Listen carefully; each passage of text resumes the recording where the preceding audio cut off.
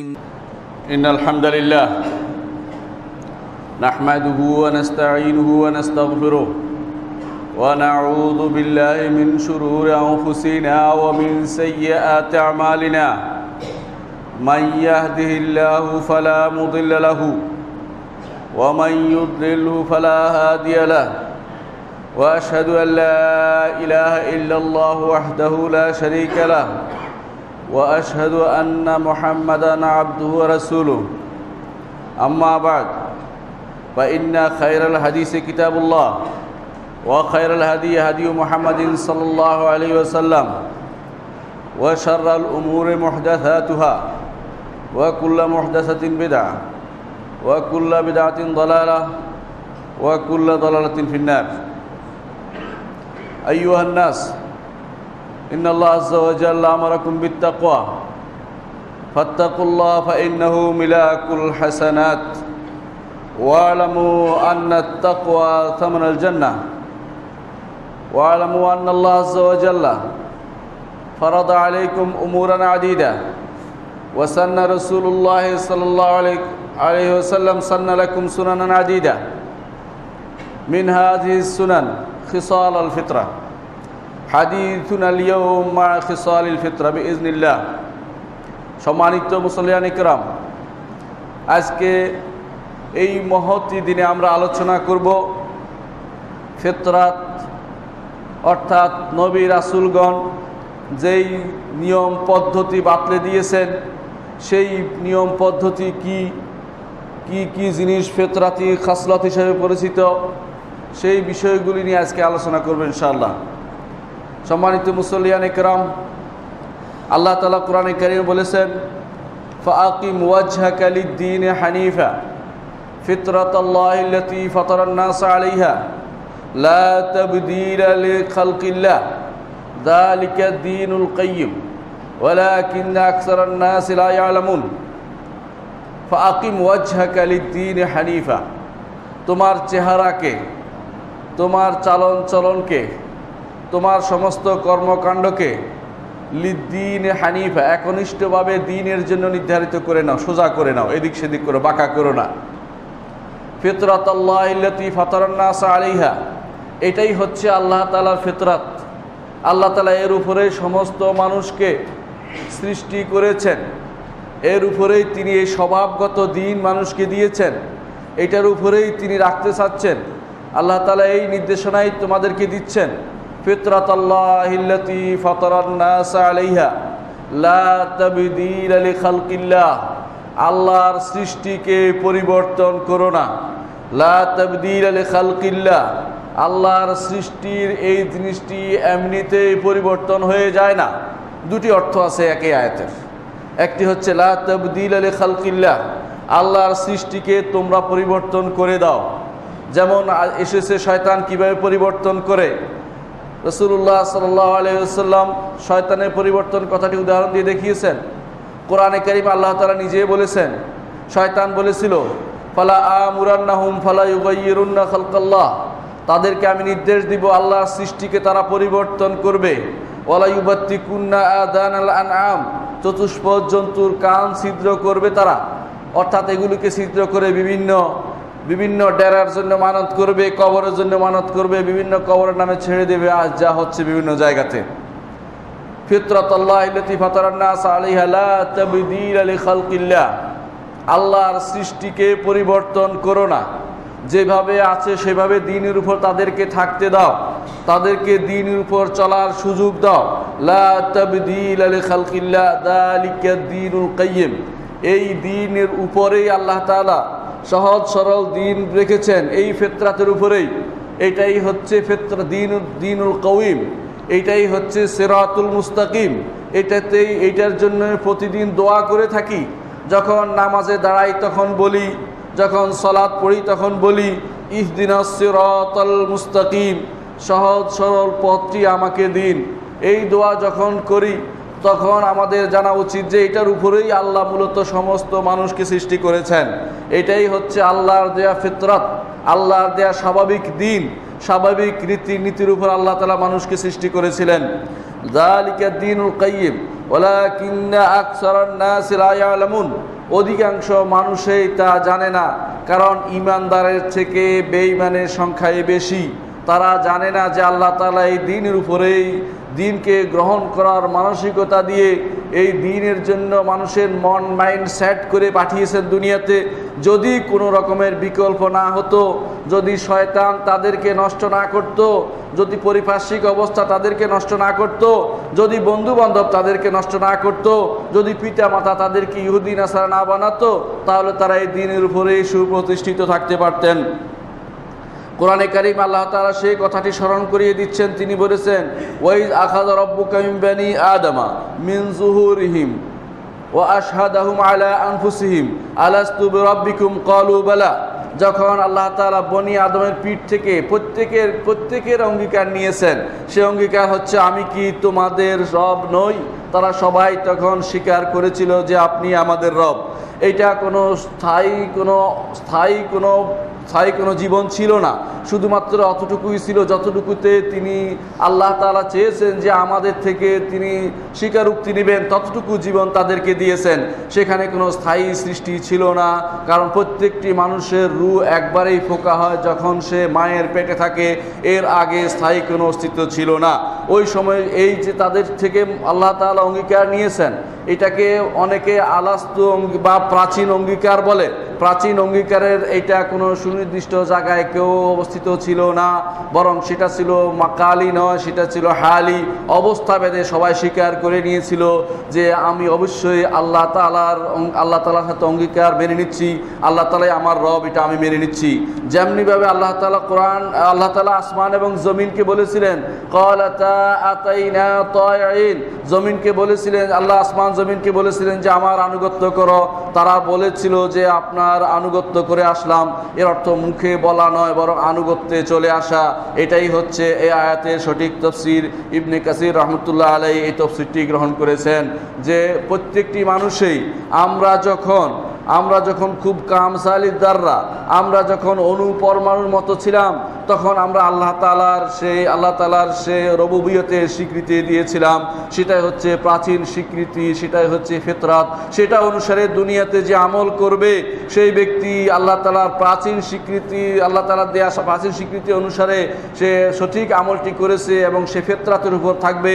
আর যদি পরিবর্তিত হয়ে যায়, তাহলে শয়তান তাকে পরিবর্তন করবে, তাকে পারিপার্শ্বিক অবস্থা পরিবর্তন করবে, তার পিতামাতা তাকে পরিবর্তন করে অন্যদিকে নিয়ে যাবে। রাসূলুল্লাহ সাল্লাল্লাহু আলাইহি ওয়াসাল্লাম এর জন্য বলেছেন, কুল্লু মাউলুদিন ইউলাদু আলাল ফিতরা ফাআবাওয়াহু ইউহাউদানিহি ওয়া ইউনাসসিরানিহি ওয়া ইউমাজ্জিসানিহি। রাসূলুল্লাহ সাল্লাল্লাহু আলাইহি ওয়াসাল্লাম বলেছেন, প্রতিটি জন্মগ্রহণকারী ব্যক্তি ফিতরাতের উপর জন্মগ্রহণ করে থাকে। তার পিতা তাকে ইহুদি বানায়, তার পিতা তাকে মাজুসি বানায়, তার পিতা তাকে নাসরানি বানায়। অর্থাৎ ইসলাম গ্রহণ করার মতো মন মাইন্ডটা থাকে। যদি তাকে পারিপার্শ্বিক অবস্থা পরিবর্তন না করত, তাহলে সে ইসলাম গ্রহণ করত, ইসলামকে মেনে নিত, ইসলামের বাইরে চলতো না। কিন্তু পারিপার্শ্বিক অবস্থা, শয়তান এবং তার বন্ধু বান্ধব, পিতামাতা ইত্যাদি তাকে সে অবস্থা থেকে অন্যদিকে নিয়ে চলে যায়। এটাই রাসূলুল্লাহ সাল্লাল্লাহু আলাইহি ওয়াসাল্লাম বলেছেন যে ফাআবাওয়াহু ইউহাউদানিহি, পিতামাতা তাকে ইহুদি বানায়। ছোটকাল থেকে পিতামাতা সন্তানকে যেদিকে নিয়ে যায়, সন্তানরা সেদিকে ধাবিত হয়। এটাই হচ্ছে পৃথিবীর তাবৎ নিয়ম চলে আসছে। এই নিয়মের উপরেই আল্লাহ রাসূল সাল্লাল্লাহু আলাইহি ওয়াসাল্লাম বলছেন যে তারা এইভাবে পিতামাতা তাদেরকে নষ্ট করে, অথবা কখনো কখনো তাদেরকে পারিপার্শ্বিক অবস্থা নষ্ট করে। রাসূলুল্লাহ সাল্লাল্লাহু আলাইহি ওয়াসাল্লাম এই জন্য বলেছেন যে আলমারউ আলা দীনি খালিলিহি ফালইয়ানজুর আহাদুকুম মান ইউখালিল। একজন মানুষ তার বন্ধুর ধর্মের উপর থাকে, দিনের উপর থাকে। তোমরা দেখো কার সাথে তুমি বন্ধুত্ব করছো।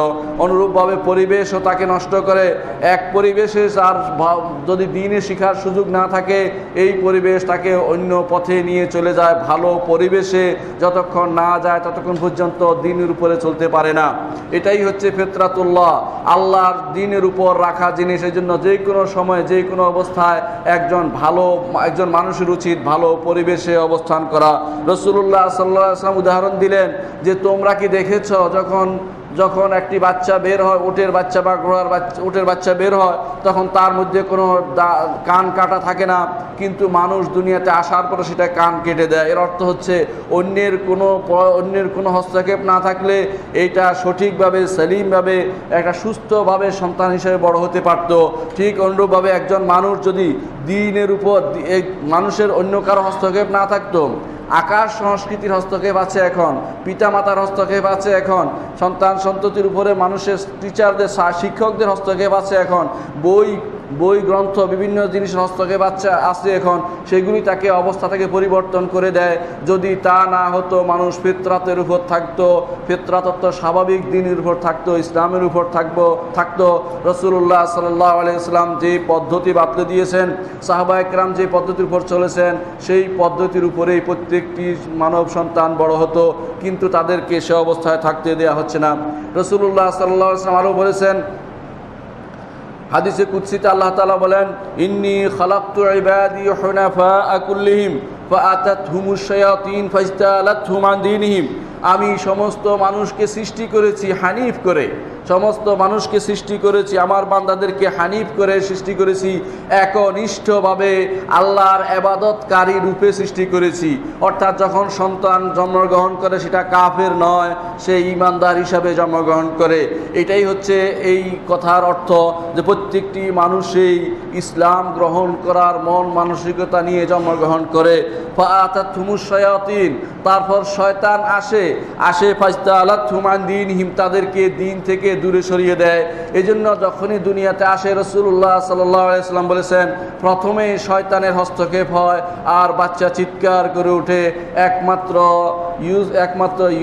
ঈসা আলাইহিস সালাতু ওয়াস সালাম উপরে বাচ্চার শয়তানের হস্তক্ষেপ হয়নি, কারণ তার মা দোয়া করেছিলেন, তার নানি দোয়া করেছিলেন, ইন্নী উঈদুহা বিকা ওয়া যুররিয়াতাহা মিনাশ শাইতানির রাজিম। সেই জন্য শয়তান তার উপরে হাত ফেলতে পারেনি।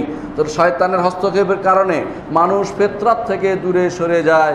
এই ফিতরাত মানুষের ফিতরাতকে পরিবর্তন করে দেয়, দ্বীন ইসলাম থেকে অন্যদিকে মানুষকে সরিয়ে দেয়।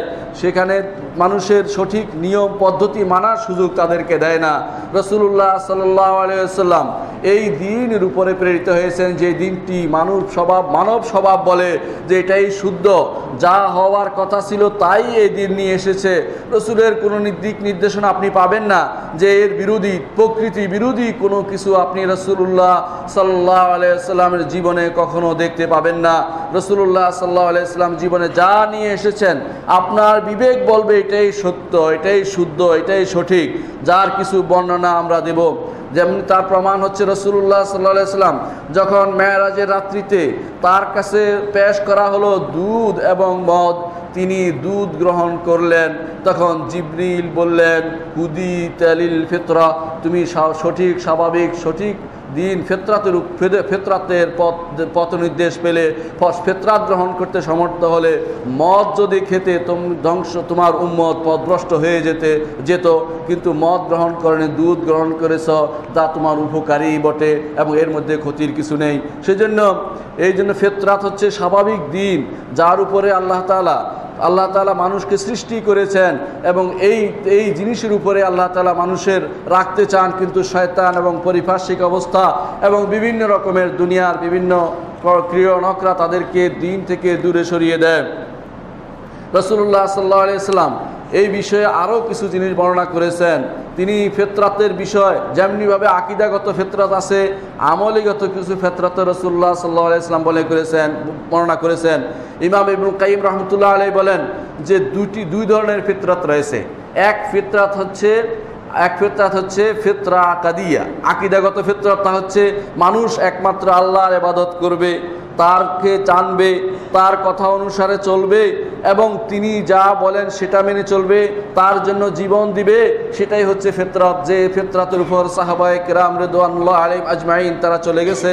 তারা রাসূলুল্লাহ সাল্লাল্লাহু আলাইহি ওয়াসাল্লাম যা বলেছেন তা অক্ষরে অক্ষরে পালন করেছেন, বিশ্বাস করেছেন, মেনে নিয়েছেন। আল্লাহ তাআলা সম্পর্কে তাদের ধারণা সঠিক ছিল। সেটাই হচ্ছে ফিতরাত, এটাই হচ্ছে ফিতরাত আল্লাহিল্লাতী ফাতারান নাস আলাইহা লা লা তাবদীলা লিখালকিল্লাহ।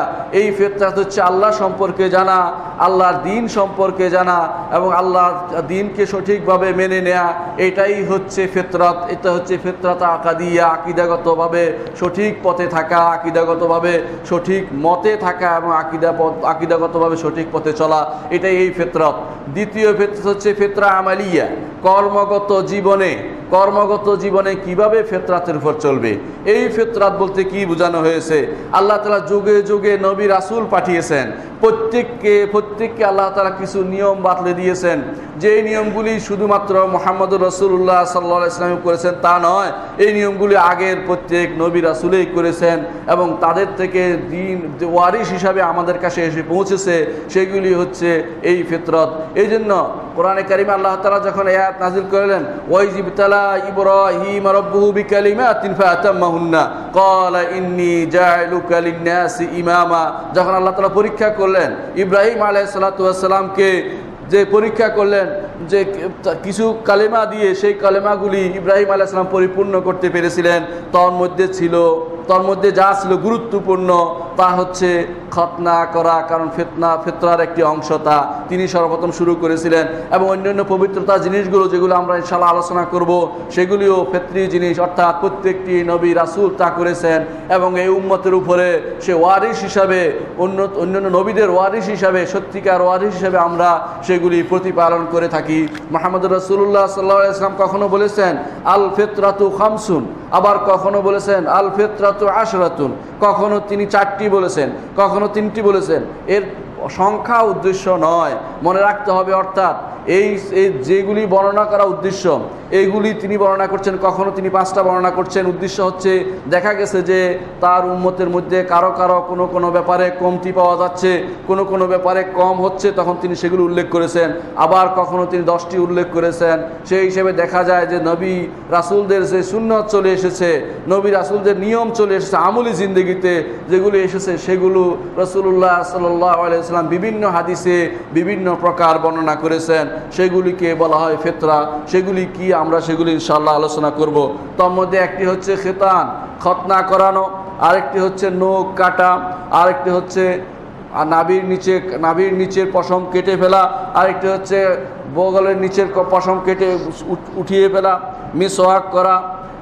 মিসওয়াক করা এবং কুলি করা, নাকে পানি গ্রহণ করা, নাকের পানি ছেড়ে দেয়া, অনুরূপভাবে যেখানে ময়লা জমে সেই ময়লার জিনিসগুলো ধুয়ে ফেলা এবং দাড়ি লম্বা করা এবং মুছ খাটো করা, এই সবই হচ্ছে ফিতরাতের অংশ, যা রাসূলুল্লাহ সাল্লাল্লাহু আলাইহি ওয়াসাল্লাম বলেছেন। এর বাইরে রাসূলুল্লাহ সাল্লাল্লাহু আলাইহি ওয়াসাল্লাম আরও বলেছেন আরবাউম মিন সুনানিল মুরসালিন, নবীদের সুন্নতের মধ্যে আরও আছে আল হায়া, একটি হচ্ছে লজ্জা, আরেকটি হচ্ছে আত-তাআত্তুর, সুগন্ধি ব্যবহার করা, ও সিওয়াক মিসওয়াক করা, ও নিকাহ এবং বিয়ে করা। আখরাজাহু তিরমিজি, ইমাম তিরমিজি হাদিসটি বর্ণনা করেছেন। দেখা গেল যে এই জিনিসগুলো মূলত যুগ যুগ ধরে আমাদের নবীরা করেছেন, আমাদের রাসূলগণ করেছেন, আমাদের নবী মুহাম্মদুর রাসূলুল্লাহ সাল্লাল্লাহু আলাইহি ওয়াসাল্লাম সেগুলি অনুমোদন করেছেন। ইমাম বায়দাবি বলেন যে এগুলি হচ্ছে মূলত ফিতরা, এগুলি বিভিন্ন হাদিসে এসেছে, রাসূলুল্লাহ সাল্লাল্লাহু আলাইহি ওয়াসাল্লাম এগুলোর উপর জোর দিয়েছেন। এগুলি সব এক পর্যায়ের নয়, কোনোটা ফরজ পর্যায় পর্যন্ত আছে, ওয়াজিব পর্যন্ত আছে, কোনোটা সুন্নত পর্যায়ের, কোনোটা মুস্তাহাব পর্যায়ের। সেই বিষয়গুলো আজকের আলোচনার বিষয়। এর মধ্যে প্রথম হচ্ছে আল খিতান, খতনা করা। খতনা করাটা ওয়াজিব, খতনা করতে হবে। যদি কোনো কারণে খতনার ছুটে যায়, বড় হলেও সেই খতনা করতে হবে। খতনার সঠিক নিয়ম হচ্ছে 7 দিনের সময় করা, 7 দিনের মধ্যে করা। যদি তারপরে বয়স যত বেশি হবে তত কষ্ট বেশি হবে, এই জন্য আরবরা তাড়াতাড়ি করে নেয়। এই খতনা যত তাড়াতাড়ি করবেন তত তাড়াতাড়ি সেটা ভালো হবে, বেশি তাড়াতাড়ি করাটাই উত্তম। খতনা বাচ্চা ছোট থাকতে সেটা করতে হবে, এইটাকে গুরুত্বের সাথে নিতে হবে। কারণ এইটা যদি না থাকে অধিকাংশ সময়ে পরিষ্কার পরিচ্ছন্ন হয় না, সেখানে পেশাব আটকে থাকতে পারে, ময়লা জমে যেতে পারে এবং ব্যাকটেরিয়া জমতে পারে এবং মানুষের ক্ষতি করতে পারে। যুগ যুগ ধরে সেটা প্রচলিত আছে। আজও ইহুদিরা খতনা করে, কিন্তু নাসারাদেরকে এই খতনা থেকে দূরে সরিয়ে দিয়েছে পল। এই সাধু পল তাদেরকে তাদের দ্বীনের মধ্যে পরিবর্তন এনে তাদেরকে এই মূল যে নিয়ম তাওরাতের নিয়ম থেকে তাদেরকে দূরে সরিয়ে দিয়েছে। ইব্রাহিম আলাইহিসসালাম হইতে শুরু করে আজ পর্যন্ত খতনার নিয়ম চলে এসেছে। যখন সর্বপ্রথম খতনার নির্দেশনা আসে তখন ইব্রাহিম আলাইহিসসালাম নিজে কুড়াল দিয়ে নিজের খতনা নিজে করিয়েছেন, সন্তানের খতনা করিয়েছেন। হাদিসে সুস্পষ্টভাবে সে হাদিস এসেছে। তাহলে বোঝা গেল যে খতনা করতে হবে, গুরুত্বপূর্ণ জিনিস। আরবরা আজও খতনা করে, রাসূলুল্লাহ সাল্লাল্লাহু আলাইহি ওয়াসাল্লাম খতনা করার নির্দেশ দিয়েছেন এবং সেই খতনার বিষয়টি ওয়াজিব, ছেড়ে দেওয়ার বিষয় নয়। কারো যদি বড় হয়ে ইসলাম গ্রহণ করে তার ব্যাপারেও শরীয়ত বলেছে খতনা করতে, কারণ পরিষ্কার পরিচ্ছন্নতার জন্য অত্যন্ত গুরুত্বপূর্ণ জিনিস। যা দেখে আজ অনেক কাফেররাও খতনা করতে শিখেছে, তারা পরিষ্কার পরিচ্ছন্ন থাকতে চায় সেজন্য। সুতরাং আমাদের দ্বীনের মধ্যে খতনার বিষয়টি অত্যন্ত গুরুত্বপূর্ণ। দ্বিতীয় গুরুত্বপূর্ণ জিনিস হচ্ছে আল ইস্তিহদাদ, অর্থাৎ নাভির নিচের পশম কেটে ফেলা। নাভির নিচে থেকে শুরু করে যে অংশটুকু পশম উঠে সেই অংশটুকু সবগুলো কেটে ফেলতে হবে। সামনের অংশটুকু গুরুত্বপূর্ণ। যদি কারোর পিছনের অংশ বেশি পশম উঠে এবং সেগুলো পরিষ্কার পরিচ্ছন্নতার জন্য বাধা হয়ে দাঁড়ায়, সেগুলিও কেটে ফেলতে হবে। এটাই হচ্ছে শরীয়তের বিধান। এবং রাসূলুল্লাহ সাল্লাল্লাহু আলাইহি ওয়াসাল্লাম সেই নির্দেশনা দিয়েছেন, এগুলোকে নির্দিষ্ট ওয়াক্তও দিয়েছেন। সেটা বলেছেন রাসূলুল্লাহ সাল্লাল্লাহু আলাইহি ওয়াসাল্লাম এর জন্য 40 দিন নির্ধারণ করেছেন।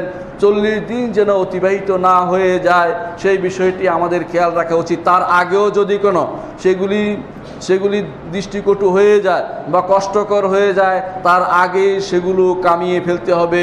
এটাই রাসূলুল্লাহ সাল্লাল্লাহু আলাইহি ওয়াসাল্লামের নির্দেশনা। সাহাবী আনাস ইবনে মালিক রাদিয়াল্লাহু আনহু বলেন যে আল্লাহ রাসূল সাল্লাল্লাহু আলাইহি ওয়াসাল্লাম আমাদেরকে 40 রাত এবং দিন অতিবাহিত না করতে নির্দেশ দিয়েছেন, অর্থাৎ এর মধ্যেই যেন তা সেরে ফেলা হয় সে ব্যাপারটি গুরুত্ব দিয়েছেন। তৃতীয় হচ্ছে তাকলিমুল আসফার, আমাদের নখ কাটা এটা ওয়াজিব পর্যায়ে পড়ে, কারণ বিপরীতটা নিষেধাজ্ঞা এসেছে। কারণ রাসূলুল্লাহ সাল্লাল্লাহু আলাইহি ওয়াসাল্লাম হাদিসে এসেছে, তিনি বলেছেন যে মাজুসিরা যারা অগ্নি উপাসক তারা নখ দিয়ে জবে করে, তোমরা সেটা করো না।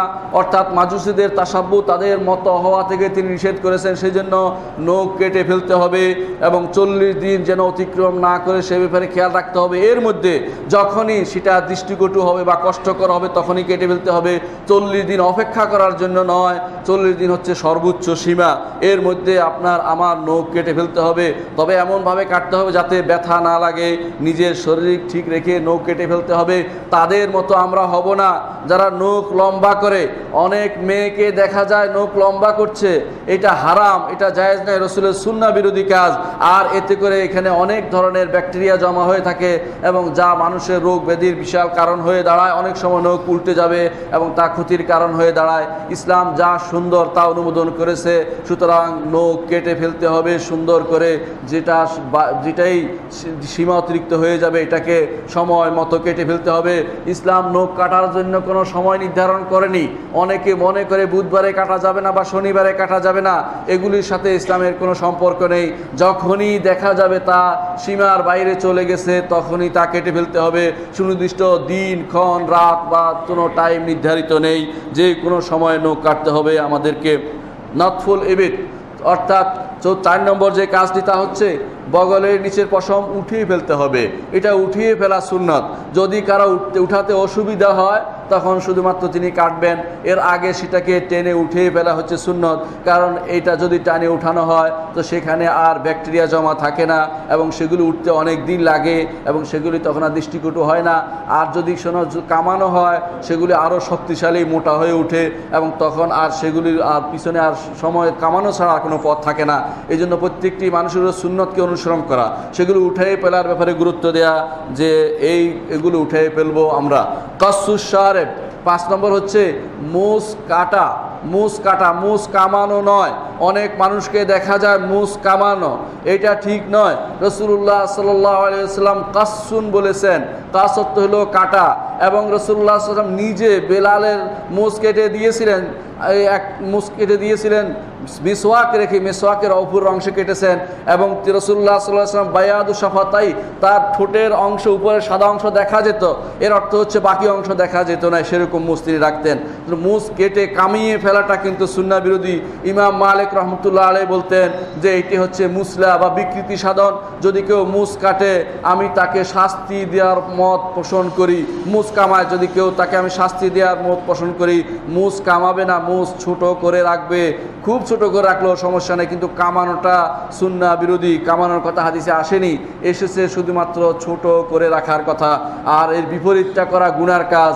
কেন গুনার কাজ? দুটি কারণে। একটি হচ্ছে আত-তাশাব্বুহ বিল কুফার, কাফেরদের অনুকরণ করা হয় এর মাধ্যমে, কাফেরদের অনুকরণ করা হয়। রাসূলুল্লাহ সাল্লাল্লাহু আলাইহি ওয়াসাল্লামের কাছে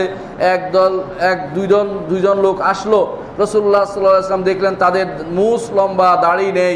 রসুল বললেন যে কে তোমাদেরকে নির্দেশ দিয়েছে? তারা বলল আমাদের রব, অর্থাৎ তাদের বাদশাহ নির্দেশ দিয়েছে। রাসূলুল্লাহ সাল্লাল্লাহু আলাইহি ওয়াসাল্লাম তখন বললেন বাল আমারানি রব্বি, আমার রব আমাকে নির্দেশ দিয়েছে দাড়ি লম্বা করতে, মুছ খাটো করতে, আমার রব আমাকে নির্দেশনা দিয়েছেন। রাসূলুল্লাহ সাল্লাল্লাহু আলাইহি ওয়াসাল্লাম আরও বলেছেন খালিফুল মাজুস, মাজুসের বিরোধিতা করো। রাসূলুল্লাহ সাল্লাল্লাহু আলাইহি ওয়াসাল্লাম আরও বলেছেন খালিফুল মুশরিকিন, মুশরিকদের বিরোধিতা করো। এর অর্থ হচ্ছে আমাদের উপর কর্তব্য হচ্ছে, ওয়াজিব হচ্ছে মুছ খাটো করা। আর পঞ্চম যেটা দাড়ি লম্বা করা, ষষ্ঠ দাড়ি লম্বা করতে হবে। দাড়ি লম্বার ব্যাপারে রাসূলুল্লাহ সাল্লাল্লাহু আলাইহি ওয়াসাল্লাম নির্দেশনা দিয়েছেন। তিনি কখনো বলেছেন ওয়ারফুশ শাওয়ারিব, কখনো বলেছেন উতরুকু, কখনো বলেছেন ওয়ারফুল লিহা, দাড়ি বড় করো। কখনো কখনো তিনি বলেছেন যে আরফুল লিহা, দাড়ি বড় করো। দাড়ি বড় করার অর্থ হচ্ছে দাড়ি ছেড়ে দিতে বলেছেন। যে দাড়ি সীমার বাইরে চলে যায়নি সে দাড়িকে ছেড়ে দেন, কিন্তু যেটা সীমার বাইরে চলে গেছে, সীমার বাইরে যে দুই একটা চলে যায় সেটা কেটে ফেলা নিষিদ্ধ নয়, কারণ সাহাবায়ে কেরাম রিদওয়ানুল্লাহ আলাইহিম আজমাইন থেকে সেটা কাটার বিভিন্ন বর্ণনা এসেছে সেই জন্য। কিন্তু এক মুষ্টির বাইরে, সেটা যদি সীমার বাইরে যায়, মুষ্টির ভিতরে থাকলে সেটাকে অবশ্যই আপনার আমার সীমার ভিতরে নিয়ে আসতে হবে, কাটা যাবে না, সেই বিষয়টি খেয়াল রাখবেন। দাড়ি কামানো হারাম এই জন্য, কারণ রাসূলুল্লাহ সাল্লাল্লাহু আলাইহি ওয়াসাল্লাম কাফের মুশরিকদের, মাজুসদের অনুকরণ করতে আমাদেরকে নিষেধ করেছেন। এই জন্য দাড়ি কাটা যাবে না। নবীরা সবসময় দাড়ি রাখতেন।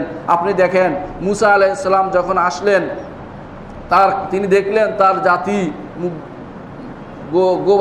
গোবৎস পূজা করছে।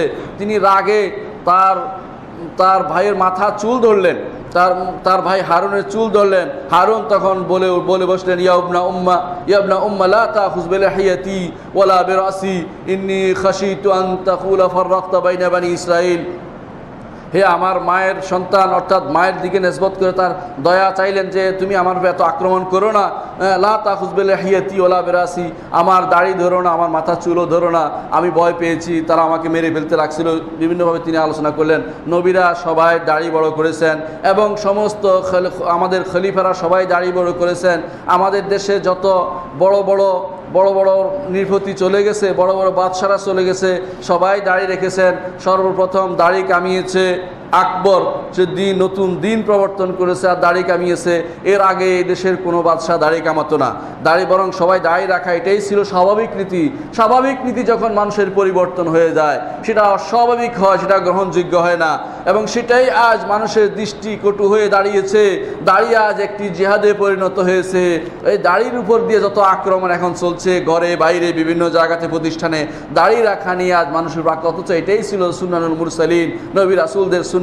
এটাকে পালন করার জন্য আমরা আদিষ্ট হয়েছি, এটাই আমরা মেনে নেব ইনশাআল্লাহ। আমাদের জীবনে এই দাড়ি অবশ্যই বাড়াতে হবে। রাসূলুল্লাহ সাল্লাল্লাহু আলাইহি ওয়াসাল্লাম নির্দেশনা মোতাবেক দাড়িকে রাখতে হবে। আমরা সন্তান দাড়ি রাখার উপর উৎসাহ দিতে হবে। এটাই হচ্ছে নবীকে যদি ভালোবেসে থাকেন তো দাড়ি অবশ্যই রাখার চিন্তা ভাবনা আপনাকে করতে হবে, এর বাইরে চলার কোনো সুযোগ নেই। সপ্তম যেই সুন্নতটি রাসূলুল্লাহ সাল্লাল্লাহু আলাইহি ওয়াসাল্লাম বলেছেন তা হচ্ছে সিওয়াক, অর্থাৎ আপনাকে মিসওয়াক করার সুন্নতটি আপনি পালন করবেন। রাসূলুল্লাহ সাল্লাল্লাহু আলাইহি ওয়াসাল্লাম তিনি সবচেয়ে বেশি মিসওয়াক করতেন।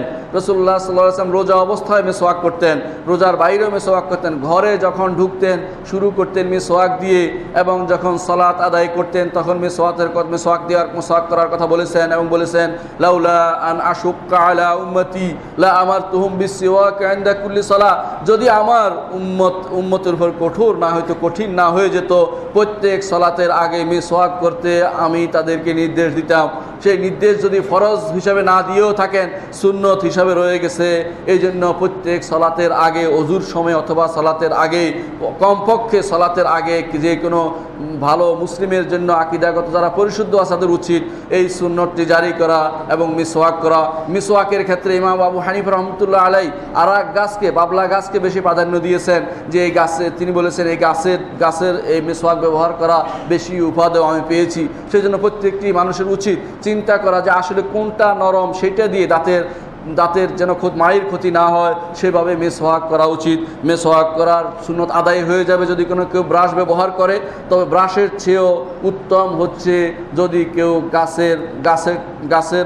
গাছের মেসওয়াক ব্যবহার করে, সেটা বেশি উত্তম হবে। ইত্তেবাআন লিসুন্নাতিন নবী সাল্লাল্লাহু আলাইহি ওয়াসাল্লাম, রাসূলের সুন্নতের অনুসরণ করার জন্য। আর তাছাড়া যে ব্রাশ ব্যবহার করে এই ব্রাশ বদলানো হয় না, অনেক দিন পর্যন্ত তাতে জমতে এক সময় তাতে ব্যাকটেরিয়া জমে এবং সেগুলি মানুষের নিজের স্বাস্থ্যেরও ক্ষতি করে এবং মুখেরও ক্ষতি করে এবং মাড়িরও ক্ষতি করে। সুতরাং মিসওয়াকের ক্ষেত্রে এই সুন্নতটি আমাদের পালন করা উচিত। অষ্টম যে সুন্নতটি রাসূলুল্লাহ সাল্লাল্লাহু আলাইহি ওয়াসাল্লাম বলেছেন, যেগুলি সুনানুল ফিতরাতে সুন্নত এবং যেগুলি নবীরাও করেছেন, সেটা হচ্ছে ইস্তিনশাকুল মা অর্থ পানি গ্রহণ করা নাক দিয়ে। চিন্তা করে দেখেন, মানুষের নাক দিয়ে পানি কেন গ্রহণ করতে হবে? কারণ এগুলি হচ্ছে মাদাখেল, এগুলি প্রবেশ পথ, এগুলি দিয়ে ধুলা বালি বিভিন্ন ময়লা প্রবেশ করে। আপনি যদি কোনো নিয়ম মতো এগুলি পরিষ্কার করেন, আপনি অনেক রোগ মুক্ত থাকতে পারবেন এবং রাসূলুল্লাহ সাল্লাল্লাহু আলাইহি ওয়াসাল্লামের সুন্নত মতো কাজ হবে। গোসলের সময় সেটা করতে হয় আপনাকে। কেউ গোসলের সময় ফরজ বলেছেন, কিন্তু যারা বলেননি তারাও বলেন যে বাইরের অংশ, আর বাইরের অংশ হিসেবে নাকে পানি এবং মুখে পানি দেয়া এটা বাধ্যতামূলক, কারণ সারা শরীরে ফরজ গোসলের সময় পানি বইয়ে দিতে হবে। এই জন্য হাদিসে এসেছে রাসূলুল্লাহ সাল্লাল্লাহু আলাইহি ওয়াসাল্লাম বলেছেন, ও বালিগ ফিল ইস্তিনশাক ইল্লা আন তাকুনা সায়মান, রোজাদার না হলে বেশি করে পানি নিয়ে নাকের গোড়া পর্যন্ত নিবে গোসল করার সময়, সেটাই হচ্ছে সুন্নত। সেই পদ্ধতিতে আমাদেরকে নাকের পানি টানতে হবে। টানার পরে বলে ইস্তিনসার ঝাড়তে হবে, এটাও সুন্নত। টেনে ভিতরের দিকে নিয়ে যাবে না যাতে করে ক্ষতি না হয়, সেটাও ইসলাম খেয়াল রেখেছে। রাসূলুল্লাহ সাল্লাল্লাহু আলাইহি ওয়াসাল্লাম ইস্তিনসার পানি ঝাড়ার কথা বলেছেন, পানি যেন ঝেড়ে ফেলে দেয়, আবার যাতে করে নাকের ভিতরে স্থিত যে সমস্ত ময়লা আছে সেগুলি বেরিয়ে পড়ে। ওয়াল মাদমাদা 10 নম্বর হচ্ছে যে কুলি করা মিন সুনানিল মুরসালিন, নবী রাসূলদের সুন্নতের অংশ। এই কুলি অজুর সময় অনেক ইমামের নিকটে সেটা ওয়াজিব। ইমাম আবু হানিফা রহমতুল্লাহ আলাইহি সুন্নত বলেছেন, কিন্তু গুরুত্ব সাথে নিয়েছেন। এই জন্য প্রত্যেকটি মানুষের উচিত কুলি করা। যখনই মুখে দুর্গন্ধ হবে, অথবা যখনই কোনো অসুবিধা মনে হবে, অথবা যখনই কোনো রক্ত আসবে, কোনো সমস্যা দেখতে পাবেন, যত বেশি কুলি করবেন আপনার মুখ তত পরিষ্কার থাকবে। অজু গোসলের সময় তা তো অবশ্যই করা লাগবে। অজু গোসলের সময় যেন আমরা কুলির বিষয়টি খেয়াল রাখি, এটাও রাসূলুল্লাহ সাল্লাল্লাহু আলাইহি ওয়াসাল্লামের সুন্নতের অংশ। 11 নম্বর গাসলুল বারাজিম অর্থ যেখানে ময়লা জমে, এগুলি যেমন হাতের যেখানে ময়লা জমতে পারে গিরা, অথবা যেখানে ময়লা জমে শরীরে, যে জায়গাতে সাধারণত ময়লা জমে যায়, সেই সমস্ত জায়গাতে আপনার যেখানে ময়লা জমে সেগুলি ধুয়ে ফেলা সুনানুল মুরসালিন, নবী রাসূলদের সুন্নতের অংশ। দেখুন ফিতরাত কিভাবে আসছে, আপনার মনও বলবে যে এগুলো ধুয়ে ফেলতে হবে। ময়লা রাখা ভালো জিনিস নয়। তাদের হতে পারে যারা তথাকথিত সারা শরীরে জট লাগিয়ে ফেলেছে, তারা হতে পারে ময়লার ভিতরে থাকতে পারে। ইসলাম কখনো সেটা সমর্থন করে না। ইসলাম বলে আত-তাহুরু শত্রুল ঈমান, ঈমানের অর্ধেকই হচ্ছে পবিত্রতা। এই পবিত্রতাগুলো দেখেন, যেগুলো আলোচনা করলাম সবগুলি মানুষকে পবিত্র করছে। আত্মিক পবিত্রতা যেমন আপনার ঈমান দ্বারা হচ্ছে, শারীরিক পবিত্রতা হচ্ছে এই সুনানুল মুরসালিনগুলি আপনি যদি ঠিকমতো পালন করেন, নবী রাসূলদের সুন্নতকে যদি ঠিকমতো পালন করেন, আপনার শারীরিক পবিত্রতা সেখানে আসবে। 12 নম্বর হচ্ছে ইস্তিনজা, অর্থাৎ আপনি যখনই বাথরুমে যাবেন, যখনই আপনি পেশাব করবেন বা পায়খানা করবেন, পানি খরচ করা সেটাও সুন্নতের অংশ। নবী রাসূলগণ তা শিক্ষা দিয়েছেন, আমাদের নবী তা শিক্ষা দিয়েছেন যে যদি পানি না পাওয়া যায় তাহলে মাটি দিয়ে হলেও সারতে হবে, অর্থাৎ আপনাকে পরিষ্কার পরিচ্ছন্ন হতে হবে। কিন্তু উত্তম হলো পানি ব্যবহার করা। আল্লাহ তাআলা তাদের প্রশংসা করেছেন যারা পানি ব্যবহার করতেন, তাদের প্রশংসা করেছেন। আল্লাহ তাআলা কোরআনে কারিমে বলেছেন, ফিহি রিজালুন ইউহিব্বুনা আইয়াতাতাহহারু ওয়াল্লাহু ইউহিব্বুল মুত্তাহিরিন। তার এখানে এমন কিছু মানুষ আছে যারা পবিত্রতা পছন্দ করে, আর আল্লাহ পবিত্র যারা, তাদেরকে আল্লাহ ভালোবাসেন। পবিত্রতা পছন্দ করে অর্থাৎ তারা পেশাব পায়খানার পরে পানি ব্যবহার করে। এই পানি ব্যবহার করা এই জন্য মিন সুনানিল মুরসালিন, নবী রাসূলদের সুন্নত। পৃথিবীর তাবৎ দেশে আপনি যদি যান, কাফের মুশরিকদের দেশে পানি পাবেন না, টয়লেটা মেরে আপনার চলে আসতেছে, কিন্তু ও পায়খানা করে কিছু মারলে কি হয়ে গেল, পরিষ্কার পরিচ্ছন্নতা কোথায় গেল, উপর দিয়ে মেরে দিল, সেটা কখনো ঠিক হবে না। ইসলাম শিখিয়েছে সৌন্দর্য, ইসলাম শিখিয়েছে পবিত্রতা, ইসলাম শিখিয়েছে কোথায় সবচেয়ে ভালো কাজটা, সেটা ইসলাম শিখিয়ে দিয়েছে। ওখানে কোথাও কোথাও পানিই পাওয়া যায় না, এই জন্য আপনার আমার অনেক সময় সেখানে যাওয়ার সময় টিস্যু পেপার নিয়ে যেতে হয়, যেখানে পানির ব্যবস্থাপনা নেই। নাউজুবিল্লাহ, এই সমস্ত দেশ মানুষ কী জন্য অবস্থান করে আমি জানি না, কিন্তু আল্লাহর দেয়া সৌন্দর্য হচ্ছে, রসুলের দেয়া সুন্নত হচ্ছে যে পানি ব্যবহার করবেন, সেটাই হচ্ছে একটি সুন্নত, সেটাই হচ্ছে ফিতরাত, সেটা অনুসরণ করবেন। আল ইন্তিদাহ 13 নম্বর হচ্ছে, যদি আপনি পেশাব পায়খানা করার পরে, পেশাবের পরে সন্দেহ হইল পানি আসলো, কোনো পেশাব বের হবে কি হবে না, সেখানে পানি ছিটিয়ে দেয়া এবং সে জায়গা ঠান্ডা করে রাখা, সেটাই হচ্ছে ইন্তিদাহ, সেটাও সুন্নতের অন্তর্ভুক্ত। মুহাম্মদ রাসূলুল্লাহ সাল্লাল্লাহু আলাইহি ওয়াসাল্লাম সেটা বলেছেন। অনেকে রাস্তায় হাঁটাহাঁটি করেন, অনেকে বিভিন্ন রকমের কাক দেন, বিভিন্ন রকমের অঙ্গভঙ্গি করেন, এগুলি শরীয়ত অনুমোদিত নয়। রাসূলুল্লাহ সাল্লাল্লাহু আলাইহি ওয়াসাল্লাম সুন্নতকে অনুসরণ করতেন, এবং আপনি যদি কোনো সেখানে পানি ছিটিয়ে দিতেন, আপনার মনে হতো এগুলি পানি, সন্দেহ থেকে দূরে থাকতেন, আপনাকে ওয়াসওয়াসা দিত না, শয়তান আপনাকে কুমন্ত্রণা দিতে পারত না, আর আপনিও ডেইলি 3 বার করে কাপড় বদলানোর সমস্যায় ভুগতেন না, যা অনেক মানুষ করে থাকে, অথবা লেফট রাইট করতে থাকে, সেটাও শরীয়তের অনুমোদন করেনি। কোরআন এবং সুন্নাহ মোতাবেক চললে মানুষের কোনো সমস্যা হয় না। সুন্নাহর বাইরে যখনই বেদাত ঢুকবে, যখনই অন্যদের কাছে বেশি নিতে চেষ্টা করবেন, মুহাম্মদ রাসূলুল্লাহ সাল্লাল্লাহু আলাইহি ওয়াসাল্লাম থেকে বেশি পবিত্র হতে চেষ্টা করবেন, তখনই আপনার সমস্যা হবে। আপনার আমার সেই সুন্নতের প্রতি খেয়াল রাখা দরকার। 14 নম্বর হচ্ছে মাথার মাঝখানে সীতা করা। মুহাম্মদ রাসূলুল্লাহ সাল্লাল্লাহু আলাইহি ওয়াসাল্লাম তা করতেন, এটা সুন্নত, সহিহ হাদিসে প্রমাণিত হয়েছে, এবং সেটা ওই ব্যক্তির জন্য যে ব্যক্তির মাথায় চুল আছে। আমাদের মতো যাদের মাথায় চুল নেই তাদের বিষয় নয়, চুল আছে সুন্দর করে রাখার ব্যাপারে রাসূলুল্লাহ সাল্লাল্লাহু আলাইহি ওয়াসাল্লাম নির্দেশনা দিয়েছেন, কারণ এটা সুন্দর। ইসলাম দ্বীনুল ফিতরা, চুলকে জট বানানো অথবা দাড়িকে গিরা লাগানো রাসূলুল্লাহ সাল্লাল্লাহু আলাইহি ওয়াসাল্লাম দুইটা থেকে কঠোরভাবে নিষেধ করেছেন, এবং বলেছেন যারা দাড়িতে গিরা লাগাবে তাদের থেকে আনাবারি, তাদের থেকে আমি সম্পূর্ণ মুক্ত। এর অর্থ হচ্ছে দেখানোর জন্য, লোক দেখানোর জন্য দাড়ি রাখা, সেটা যেন না হয়, ভালো করে খেয়াল রাখবেন। আবার লোক দেখানোর জন্য জট লাগানো, গোসল না করা বছরের বছর ধরে, অথবা সেগুলিকে এই অবস্থায় রেখে দেওয়া, চিরুনি ব্যবহার না করা, শরীয়ত বলেনি। মুহাম্মদ রাসূলুল্লাহ সাল্লাল্লাহু আলাইহি ওয়াসাল্লাম অত্যন্ত সৌন্দর্য প্রিয় মানুষ ছিলেন, সেখানে আয়নার ব্যবস্থাপনা ছিল না, পানির সামনে দাঁড়িয়ে তিনি সুন্দর চুল বিন্যস্ত করে নিলেন, এবং তিনি একজনকে বললেন, আল্লাহ কি তোমাকে চুল দিয়েছে, তুমি সেগুলোকে সুন্দরভাবে রাখাও, আল্লাহর নেয়ামতের শুকরিয়া আদায় করা। এই চুল সুন্দর করে রাখাটাও আল্লাহর নেয়ামতের শুকরিয়া আদায় করা, সেটাও মিন সুনানিল মুরসালিন, নবী রাসূলদের দেয়া সুন্নত। আর 15 নম্বর যেই বিষয়টি আমি এখন বলতে চাচ্ছি, তা আজকের দিনের সাথে সম্পৃক্ত, তা হচ্ছে গোসল ইয়াউমুল জুমা, জুমার দিনে গোসল করা। এই জিনিসগুলো অবশ্যই সুন্নতের অন্তর্ভুক্ত, কারণ রাসূলুল্লাহ সাল্লাল্লাহু আলাইহি ওয়াসাল্লাম বলেছেন, গোসল ইয়াউমুল জুমাতি ওয়াজিবুন আলা কুল্লি মুহতালিম, প্রত্যেকটি বিবেকওয়ালা মানুষের উপরে জুমার দিনে গোসল করা ওয়াজিব। রাসূল ওয়াজিব শব্দটি ব্যবহার করেছেন, আমি এই শব্দটির বাইরে যেতে চাই না, বুঝে নেবেন কি বুঝাইছে মুহাম্মদ রাসূলুল্লাহ সাল্লাল্লাহু আলাইহি ওয়াসাল্লাম। এই জন্য প্রত্যেকটি মানুষের উচিত এই বিষয়ে গুরুত্ব দেয়া। আমি একে সুন্নত বলে রসুলের কথার বাইরে যেতে চাই না। আমার শেখ মোহাম্মদ সালেহ উসাইমিন বলতেন, রসুল বলেছেন ওয়াজিব, আমি কিভাবে সুন্নত বলি, শব্দটি যা বলেছেন এটাই মাথায় রাখো, সেইভাবে তোমরা আমল করতে চেষ্টা করো। সম্মানিত মুসলিয়ান কিরাম, আমরা আলোচনা করছিলাম সুনানুল ফিতরা, ফিতরি যে সমস্ত সুন্নত, স্বভাবগত সুন্নত যা নবী রাসূলগণ অনুমোদন করেছেন এবং যা আমাদের দৈনন্দিন জীবনে পালন করতে হয়, সেই বিষয়গুলি নিয়ে আমরা আলোচনা করছিলাম। আমরা বলেছিলাম যে কিছু সুন্নত আছে যেগুলি প্রত্যেকটি মানুষের প্রয়োজন হয়, আর কিছু সুন্নত আছে কারোর প্রয়োজন লাগে না, যেটা আলাদা। কিন্তু সুন্নতগুলি আমাদের জানতে হবে। রাসূলুল্লাহ সাল্লাল্লাহু আলাইহি ওয়াসাল্লাম অনেক এর বাইরেও অনেক ফিতরি সুন্নতের কথা বলেছেন। তার মধ্যে একটি গুরুত্বপূর্ণ হচ্ছে তাআত্তুর, আতর ব্যবহার করা, সুগন্ধি ব্যবহার করা। রাসূলুল্লাহ সাল্লাল্লাহু আলাইহি ওয়াসাল্লাম এগুলিকে বলেছেন সুনানিল মুরসালিন, নবী রাসূলদের সুন্নতের অন্তর্ভুক্ত। অনুরূপভাবে তেল লাগানো, রাসূলুল্লাহ সাল্লাল্লাহু আলাইহি ওয়াসাল্লাম নিজে তেল লাগাতেন। তেল বলতে আমরা শুধু তেল বোঝাচ্ছি না, এমন কিছু লাগানো যেই তেলগুলো আপনার শরীরের জন্য সেখানে কোনো রকমের ব্যক্তির আক্রমণ থেকে প্রতিহত করার জন্য কাজে লাগবে তা লাগানো সুন্নতের ভিতরে পড়বে। অনুরূপভাবে সুরমা লাগানো সুন্নতের ভিতরে পড়বে।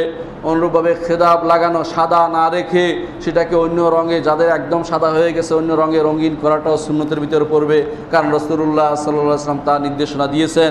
অনুরূপভাবে বিয়ে করা সুন্নতের ভিতরে, সুনানুল মুরসালিনের ভিতরে। অনুরূপভাবে হাতের উপর, সালাতের মধ্যে হাতের উপর হাত রাখা সুনানুল মুরসালিন বলে রাসূলুল্লাহ সাল্লাল্লাহু আলাইহি ওয়াসাল্লাম ঘোষণা করেছেন। অনুরূপভাবে লজ্জা সুনানুল মুরসালিন, নবী রাসূলদের সুন্নতের অংশ হিসেবে ছিলেন। মুহাম্মদুর রাসূলুল্লাহ সাল্লাল্লাহু আলাইহি ওয়াসাল্লাম সবচেয়ে বেশি লজ্জাবান মানুষ ছিলেন, তা আপনারা জানেন। তার মুখ থেকে এমন কথা বের হতো না যা কোনোদিন কোনো রকমের তাতে কোনো অশ্লীলতা বোঝা যায়, এমন কিছু তার মুখ থেকে কোনো দিন বের হয়নি। এই জন্য তিনি অনেক কিছুতেই তিনি কেনায়া করতেন, তিনি বুঝাতেন, ইঙ্গিত করে বুঝাতেন, কিন্তু সঠিক শব্দটি প্রয়োগ করতেন না লজ্জার কারণে। মুহাম্মদুর রাসূলুল্লাহ সাল্লাল্লাহু আলাইহি ওয়াসাল্লামের লজ্জা আমাদের সন্তানদের মধ্যে থাকা উচিত, আমাদের মেয়েদের মধ্যে থাকা উচিত, আমাদের নিজেদের মধ্যে থাকা উচিত। কথা বলার আদবের ক্ষেত্রে এই বিষয়গুলি খুব জরুরি বিষয়। আমাদের মধ্যে আরও দরকার, নবী রাসূলদের সুন্নতের মধ্যে আরও গুরুত্বপূর্ণ বিষয় হচ্ছে আল হিলম, অর্থাৎ আমাদের অবশ্যই সহিষ্ণুতা থাকা উচিত। নবী রাসূলগণ সবচেয়ে বেশি সহিষ্ণু ছিলেন।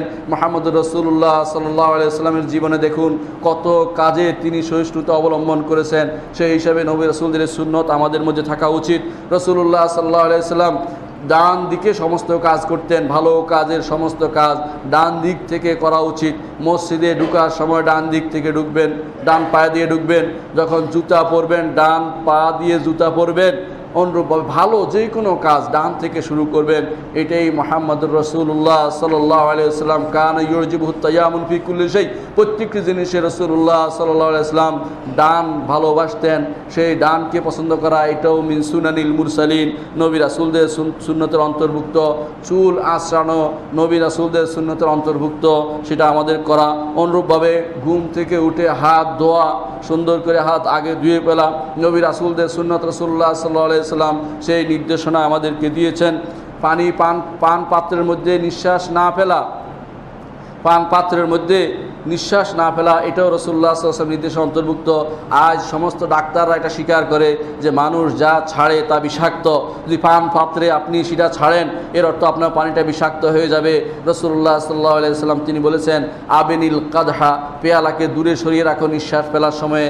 এজন্য পেয়ালার মধ্যে নিঃশ্বাস ফেলতে নেই, ফু দিতে নেই, বরং ঢেলে ফেলতে বলেছে। কিছু দেখলে ঢেলে ফেলে দিতে বলেছে, ফু দিতে বলে নাই। হ্যাঁ, যদি কোনো আয়াত পড়ে শেফার জন্য কোনো কিছু ফু দেওয়া সেটা ভিন্ন কথা। এর বাইরে শুধু শুধু পানি ফু দেওয়া বা গরম পানি ফু দিয়ে খাওয়া অথবা গরম চা ফু দিয়ে খাওয়া, এটা কিন্তু সুন্নাহ বিরোধী কাজ।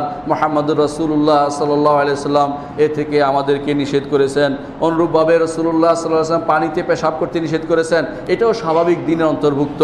রাসূলুল্লাহ সাল্লাল্লাহু আলাইহি ওয়াসাল্লাম ভালো কাজ, ভালো শব্দ এগুলি সবচেয়ে বেশি পছন্দ করতেন, কারণ খারাপ কাজ, খারাপ শব্দ যখন মানুষের মনে আসে তার জীবনের মধ্যে ফ্রাস্ট্রেশনে ভুগে এবং তার বিভিন্ন রকমের সমস্যা তৈরি হয়। এই জন্য প্রত্যেকটি মানুষের উচিত সুন্দর কাজ, সুন্দর শব্দ ব্যবহার করা এবং ভালো শব্দ দিয়ে, ভালো কথা দিয়ে মানুষের মনোরঞ্জন করা।